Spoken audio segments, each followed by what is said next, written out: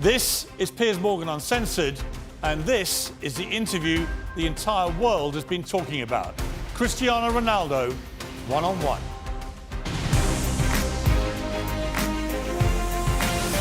From London, this is Piers Morgan Uncensored.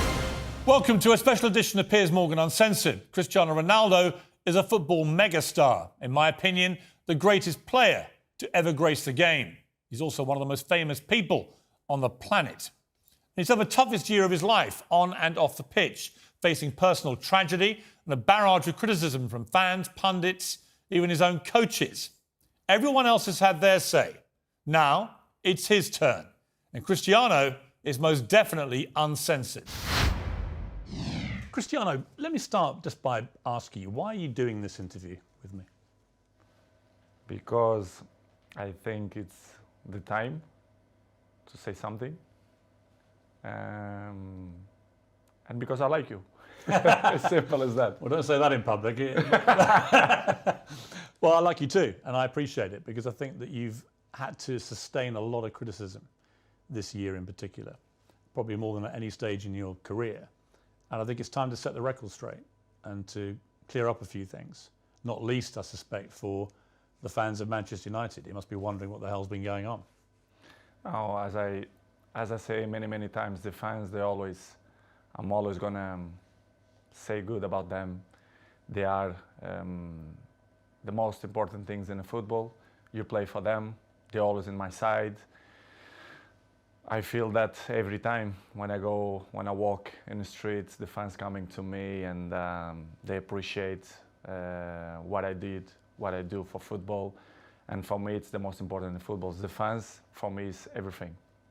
I want to take you back to last summer. You're at Juventus, and there's massive speculation about where you're going to go. And the big rumour is that you're going to go to Manchester City. So first of all, how close was that to happening? Well, honestly, it was close. It was close. It's something that they spoke a lot, and Guardiola say 2 weeks ago, I guess, that they try hard to have me. But as you know, as my history in Manchester United, your heart, your feeling, the history that you did before, make the difference. And of course, as well, Sir Alex Ferguson. So I was surprised in the same way, but it was conscious decision because the heart speaking loud in that moment. You were a Manchester United legend. So when you say your heart led you, it's because of that, the history you had with the club and the relationship you maintained with Sir Alex, with the fans.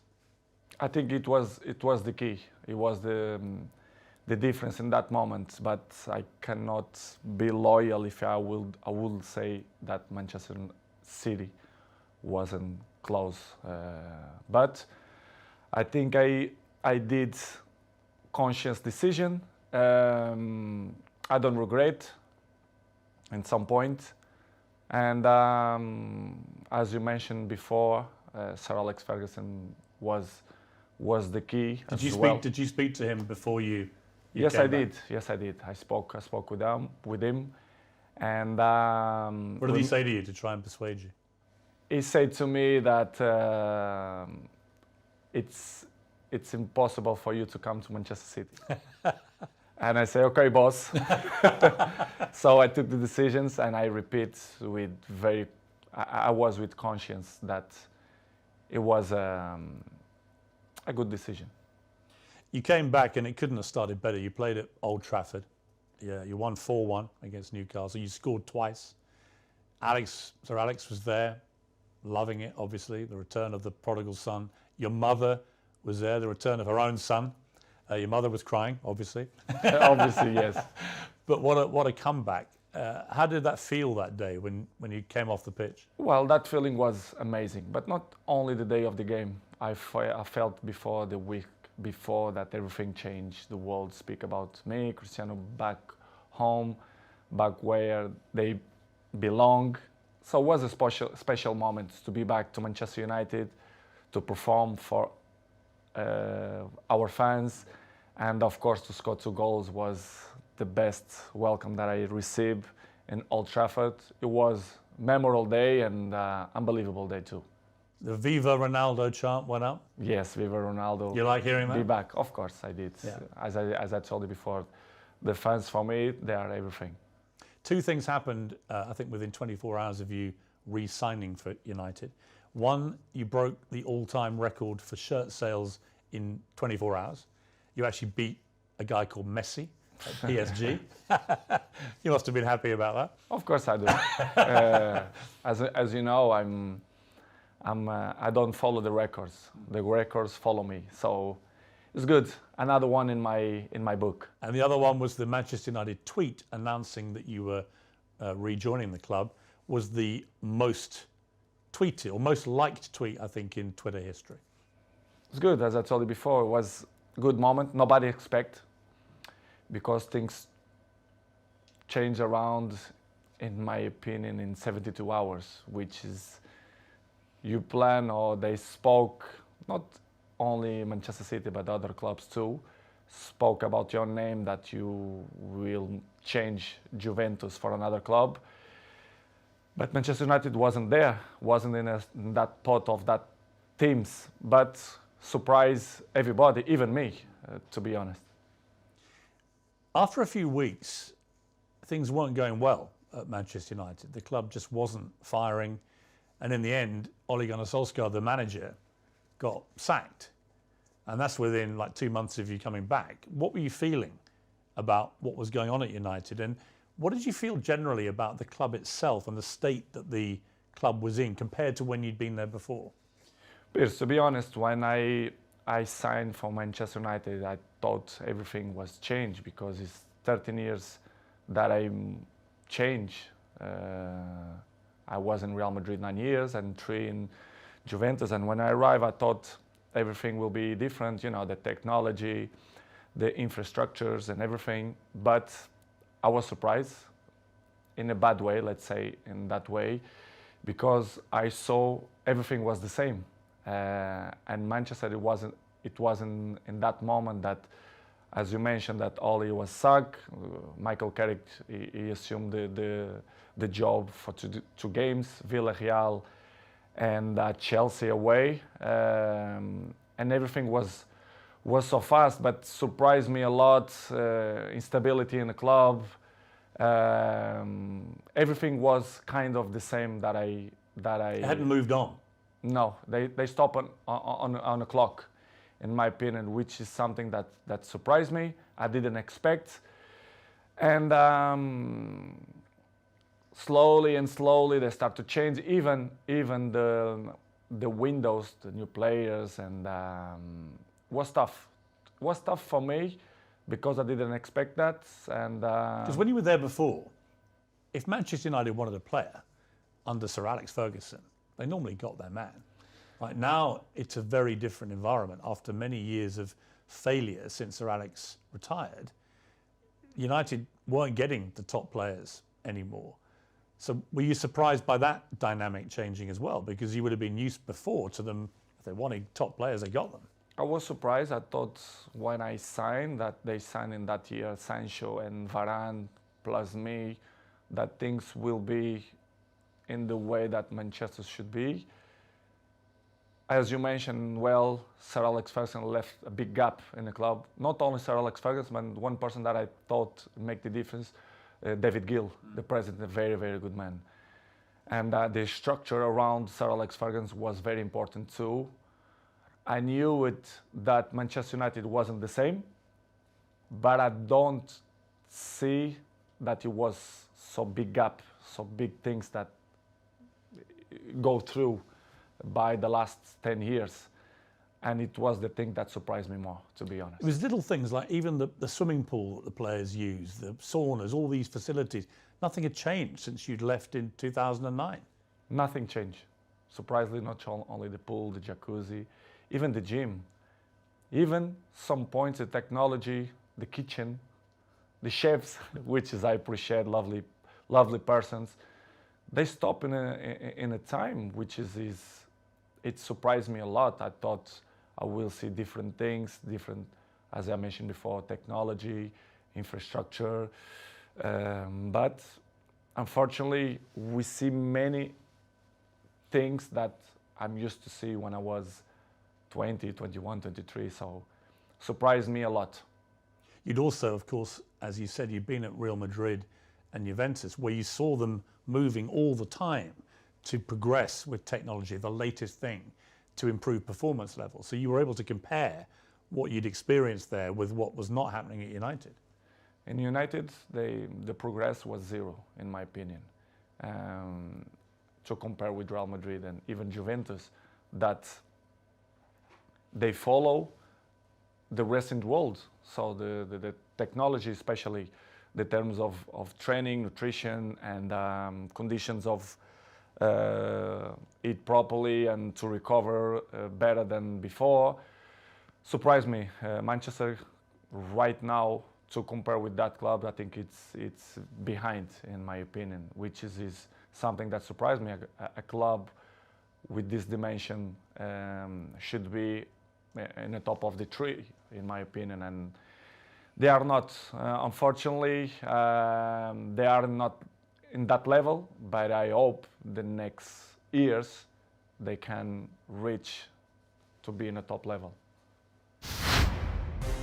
Up next, Ronaldo's scathing verdict on what's gone wrong at Manchester United.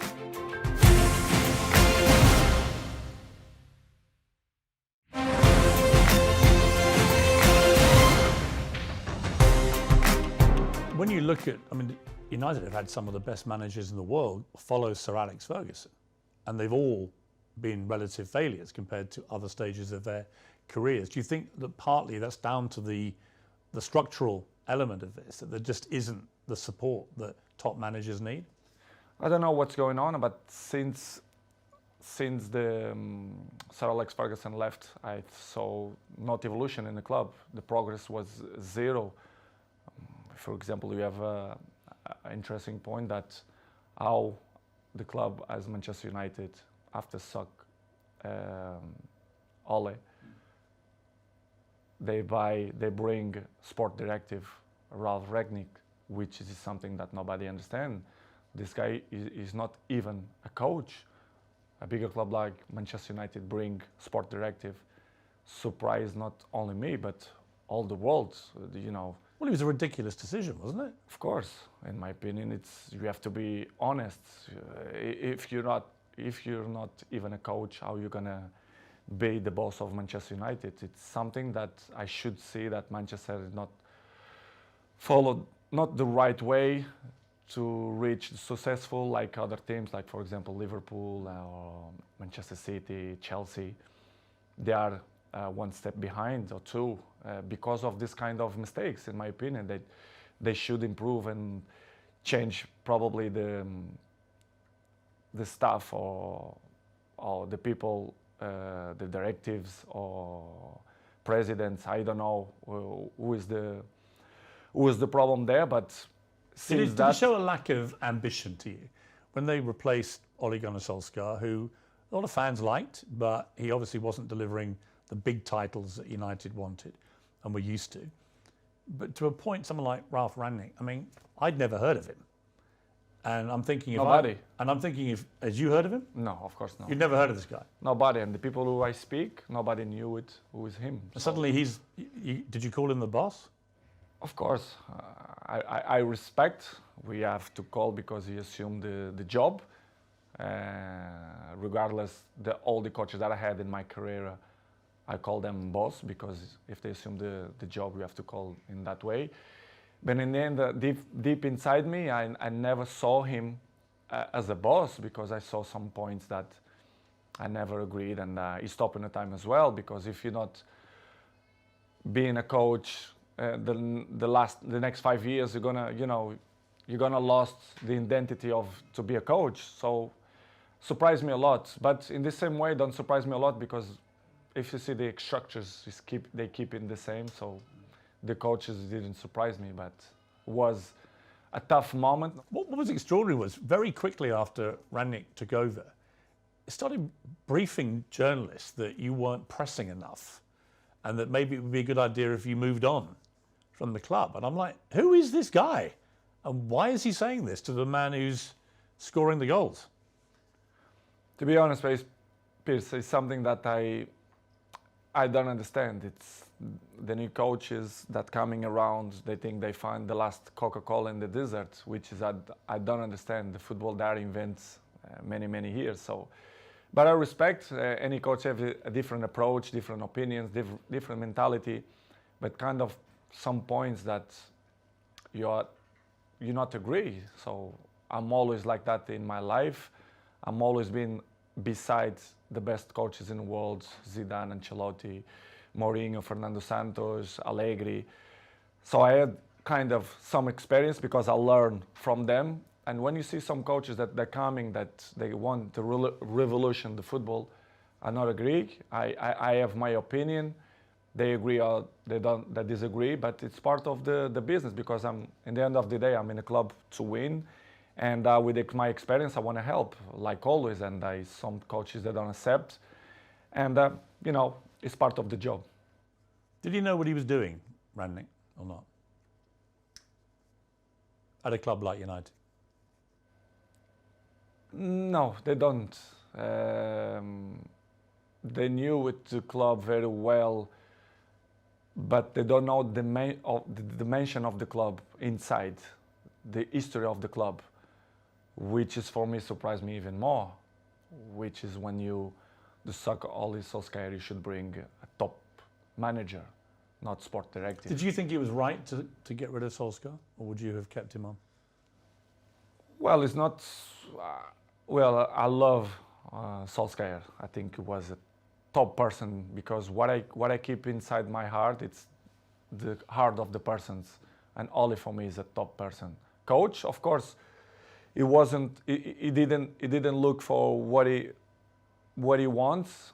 It's hard to assume after Sir Alex Ferguson, but I think he did a good job. For sure, he need more time, but I'm never doubt that he's going to be a good coach in the future. But it was a good experience. I was so pleased to work with him, even a short period. What about the younger players and specifically their mentality? Because it seemed to me, just from what I was reading, that when you were originally at Manchester United as a young 18-year-old, that you had huge respect for the older players, the Keanes and these guys in the dressing room, and you would soak up their experience, their wisdom and so on. Did you get that same respect, do you think, from the younger players? I don't mean that they don't respect the experienced players or the oldest players. I don't think that word is the best one, but they live in a different era. I can see my kid, they have 12 years old. The mentality, they are not the same. They are not suffer that. What's the difference? The anger. I think the anger. I think that they have the things more easily. Everything it's easily. They don't suffer. And I think they don't care. I don't mean only a few in Manchester United, but all the teams, all leagues in the world, the youngers, they are not the same of my generation. But we cannot blame them because it's part of the life, the new generation and the new technologies that avoid, they distract them for another thing. So, but they are not the same. They listen, but this is why we have 2 years. You listen from one side and they go away from another side. So don't surprise me, but in the same way, it's a little bit shame because if they have the best examples in front of your eyes and if they don't at least copy what you did for me, it's kind of weird because I remember when I was 18, 19, 20s, I'm always look to see the best players, Van Nistelrooy, Ferdinand, Roy Keane, and Giggs. This is why I have the successful that I have and longevity, because I take care of my body, my mentality, my head, because I see these guys and I learn from them. When you try and give advice to these younger players, what do you say to them? What do you try and guide them to be like? I think the best advice, I'm not the kind of guys to like to give advices. I prefer to be as example. Yes. Because I'm an example. I'm there every morning. I do the same stuff. I'm probably the first ones to arrive and the last ones to go out. I think the details speak for itself. So, because as I told you before, they listen one thing and in 2 minutes they already forgot and do it whatever they think it's better. This is why I say I like to lead by example. And some ones they follow me, not much, but See, I just find that incredible. That if I was a young footballer and I had Cristiano Ronaldo at my club, that I wouldn't want to spend every second watching him, listening to him, observing the way you go about your business. And yet, from what you're saying, clearly, they're not interested. they don't care. Some ones yes, but most of them no. But for me, it's not surprise me. Don't surprise me because they're not gonna have longevity careers, in my opinion. It's impossible. It's impossible to see, for example, my generation, you see many players, they reach 36, 37, 38 in a high level. I think this generation, you're gonna count by your hands how many gonna reach in that level, because this years of preparation, it helps a lot. Who are the players in the world that you most admire for their mental strength, their attitude? It's difficult question because I'm always can say what I see from my eyes. For example, if you tell me what I see, for example, in Manchester United, I can mention probably Dalot, Diogo Dalot. His example is young, but he's very, very professional. And I'm not doubt that he's gonna have longevity in the football because he's young, he's smart, intelligent, and he's very professional. You have a few ones more, but like him, it's difficult to see. Probably Martinez, Casemiro's 30s, but I will say Dalot. Coming next, Ronaldo opens up on the toughest moment of his life.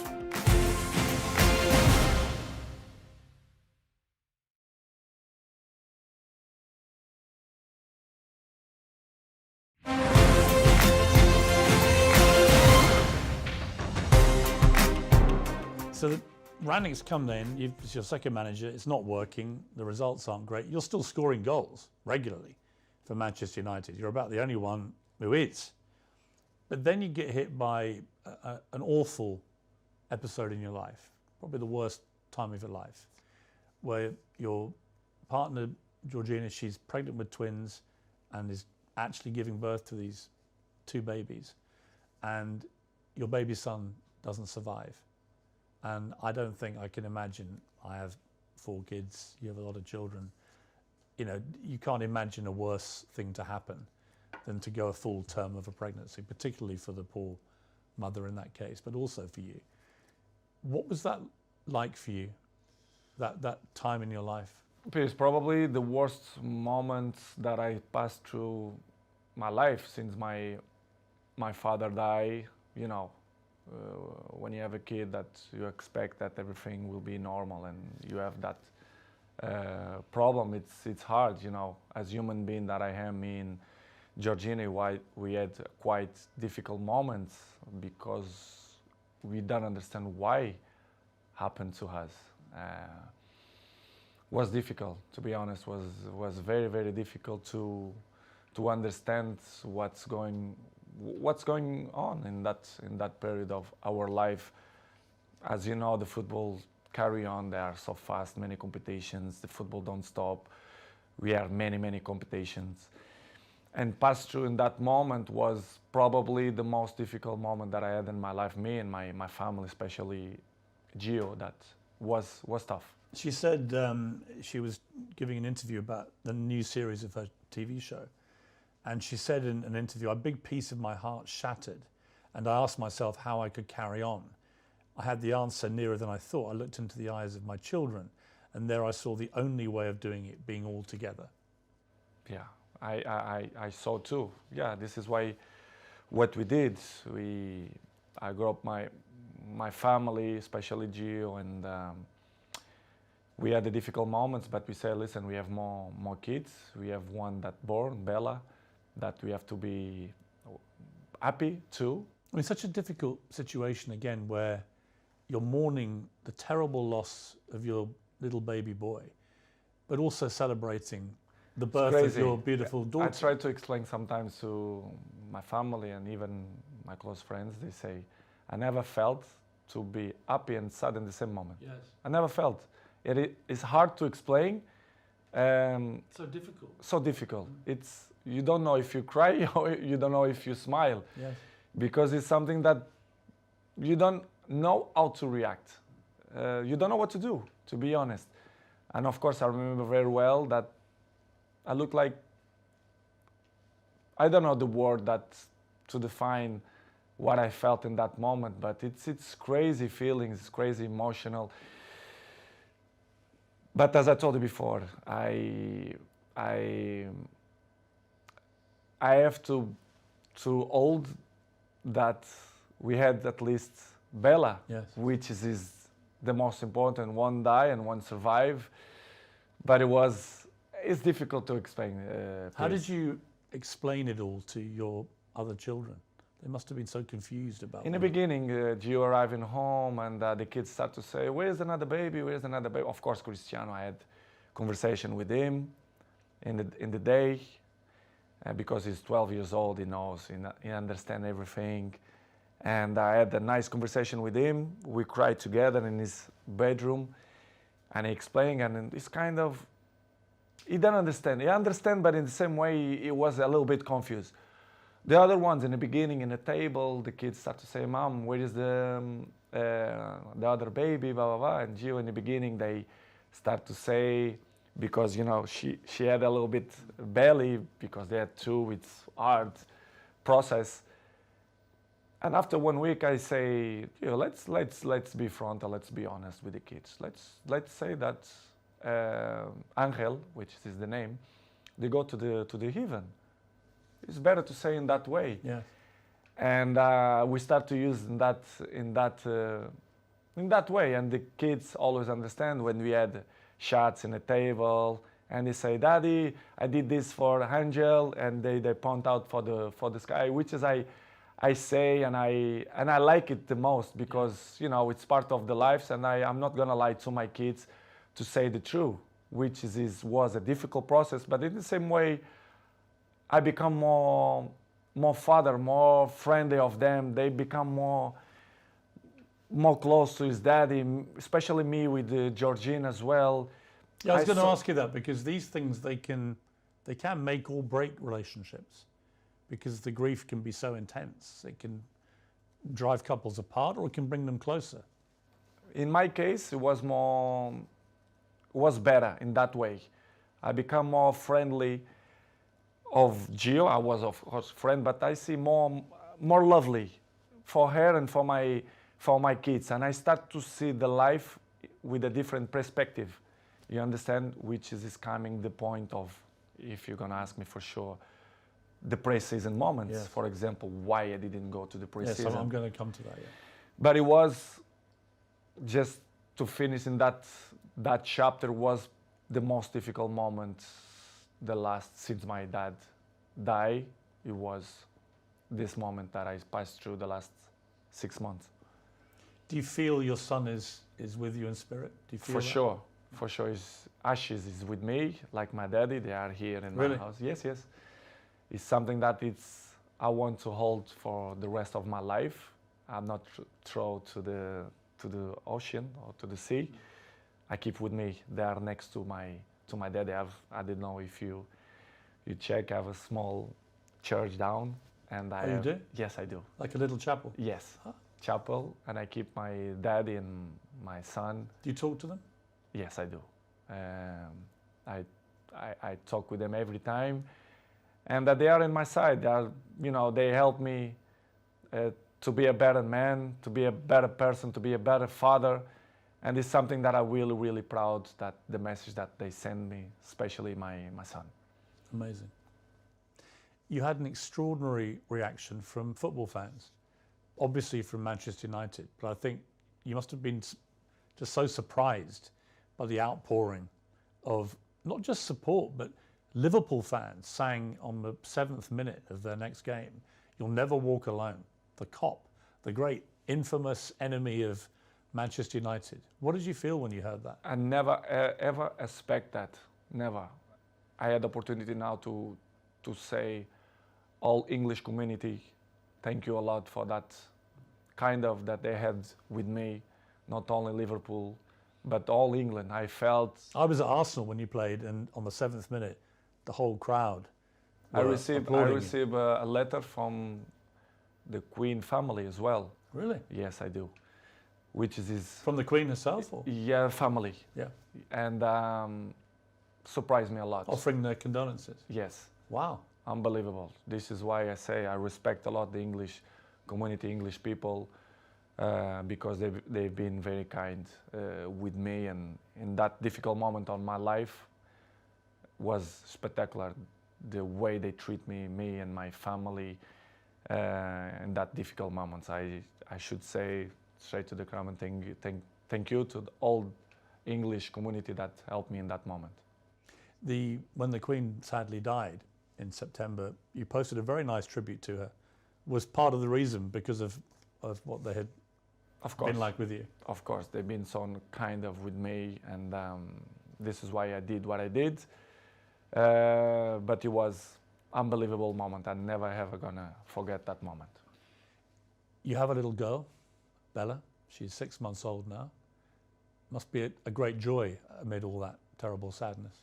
Unbelievable. It was another member in the family. They are the shine of the house, and we are so proud. Me, Georgina, and all my kids. They are very, very proud for them. They are spectacular. A beautiful girl, and we are so happy. We are so happy. We are happy fathers. You're going to have more? I'm not thinking now to thinking more kids. I think we done, but we never know. The future only God knows. But right now we want to have a break to enjoy these ones because they are little. Bella 6 and the rest they are 5 and Cristiano 12.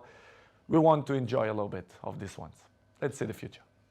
It's very difficult to play top level football at the best of times. It's a hard business in full public glare of millions of people watching.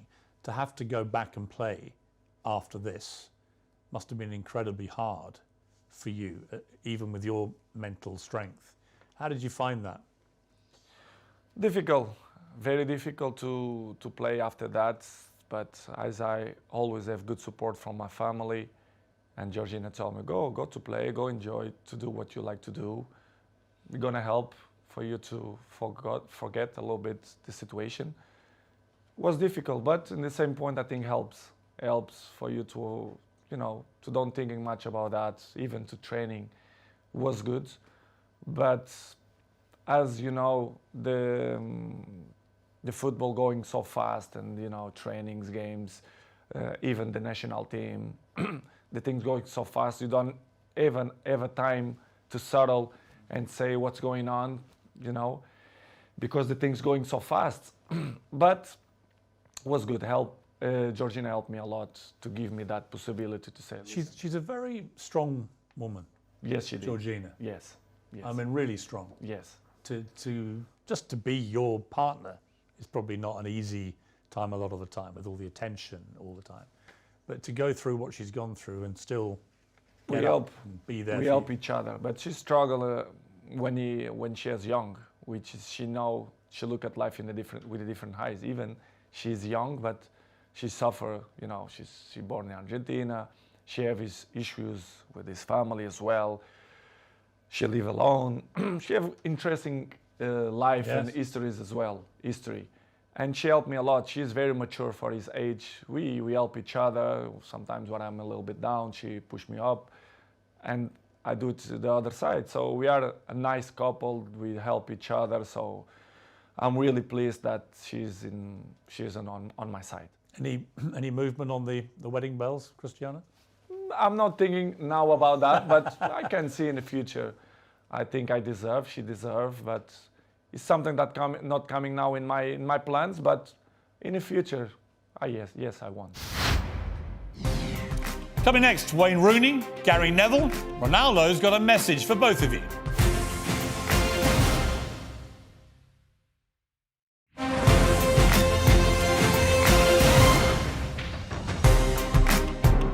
Four days after this terrible time in your life, United get a new manager, Erik ten Hag. Did you know much about him? A little bit through Ajax, the job that he did for Ajax. You end the season with 24 goals for Manchester United, including 18 in the Premier League, 6 in the Champions League. You were second in the Golden Boot for the English football. I mean, by any normal yardstick, that's an incredible performance. And yet you were still getting criticised. It was almost like, well, it's got to be your fault, even though you scored all the goals. Were you as bemused as I was that you were becoming the focal point for the criticism? I think it's easy to point out when you want to cover other things, to point out Cristiano Ronaldo. It's easy. Everyone knows that press, they wanna put me in the first page because they know they will sell more, the interesting will be different. And I'm used to live like that because, I was 37, I know and I learn many things. When you are in the down of the wave, when you are in the top of the wave, you don't realize and you don't see things that you don't see before, which is I appreciate. To have bad moments, to see which people is in your side, who criticize you more, because they're looking for that. They don't like to see successful people. The people only try to bring negativism. And I felt the last 4 or 5 months that not only for me, but even for my family as well, for Georgina, especially around the world, the press criticize me even more. Sometimes I don't understand why. Even Portuguese press that they criticize me a lot.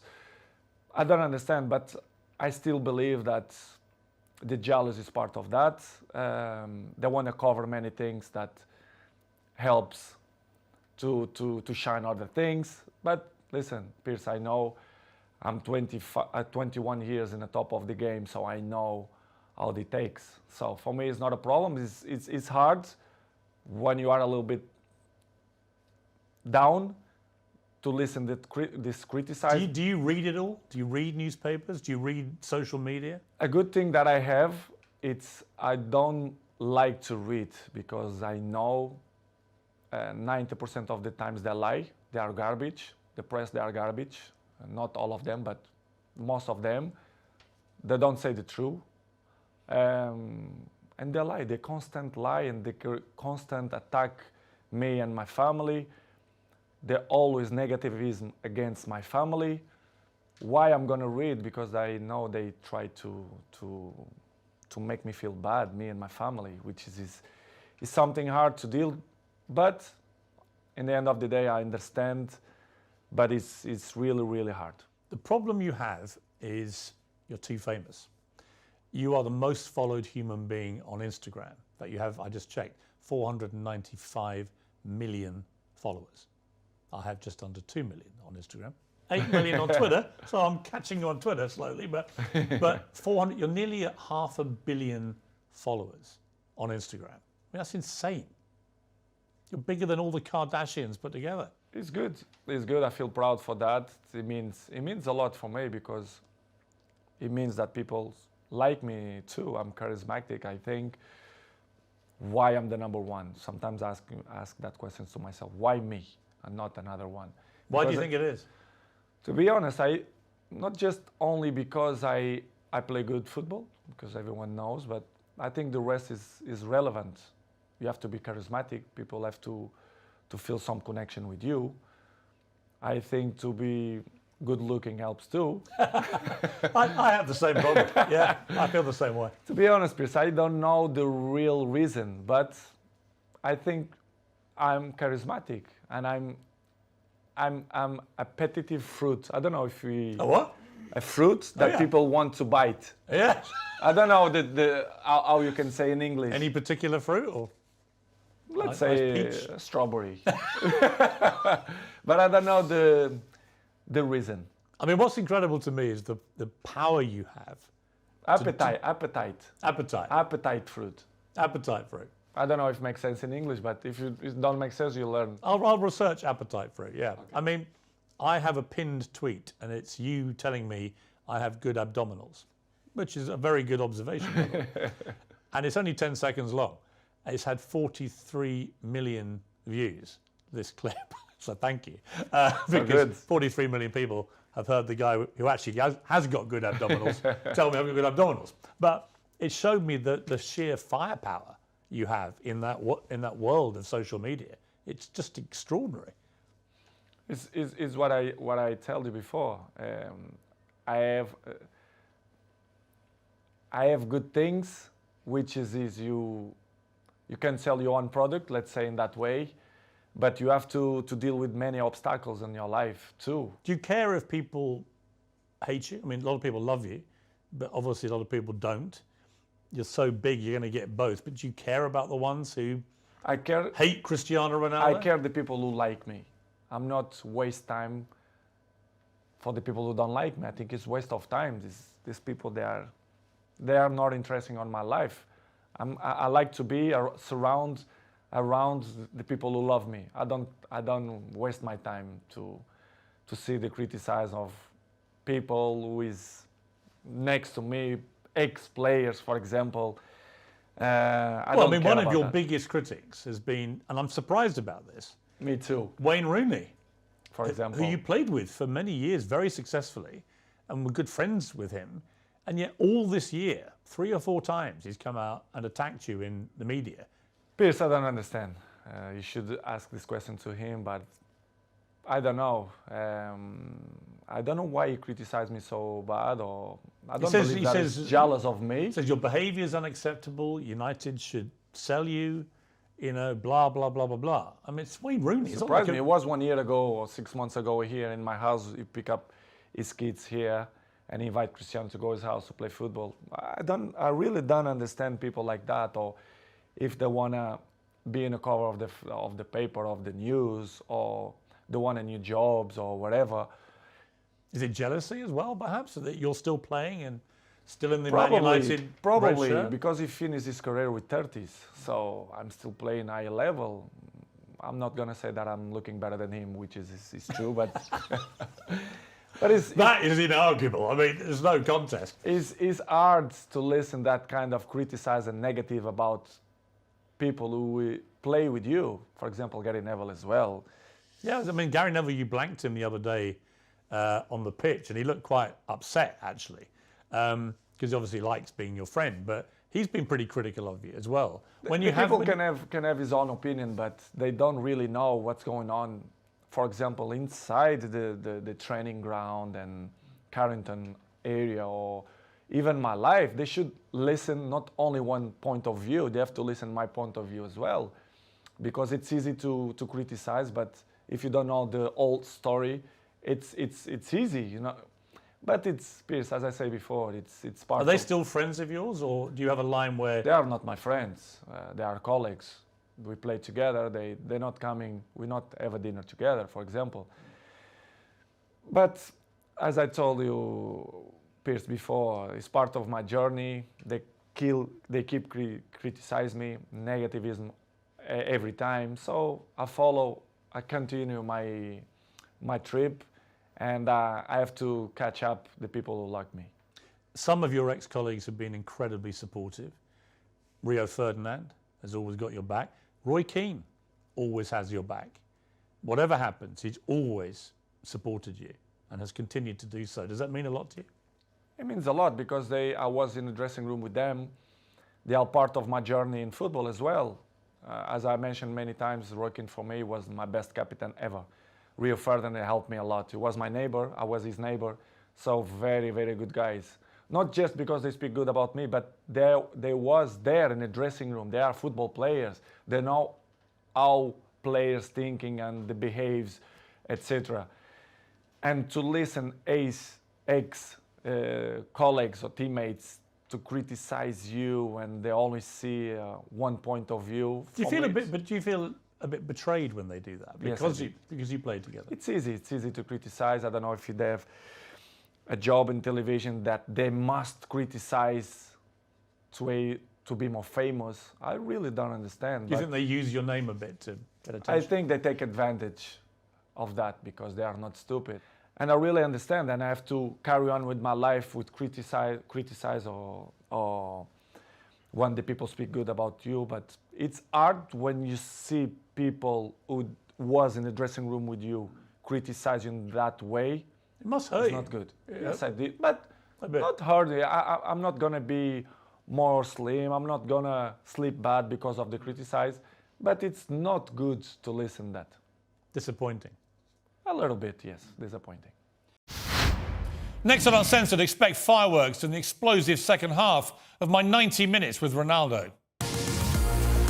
Your baby daughter's in hospital. And the president of Manchester United didn't believe the empathy don't exist. The Glazers, they don't care about the club.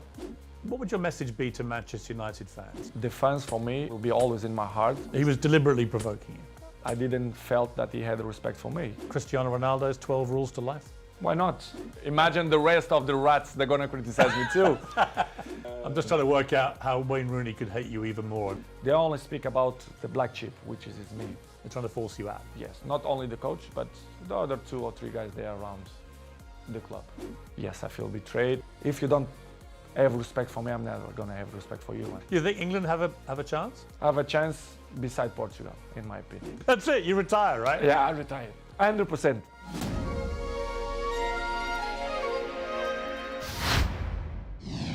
You won't want to miss it. And whatever you're up to, keep it uncensored.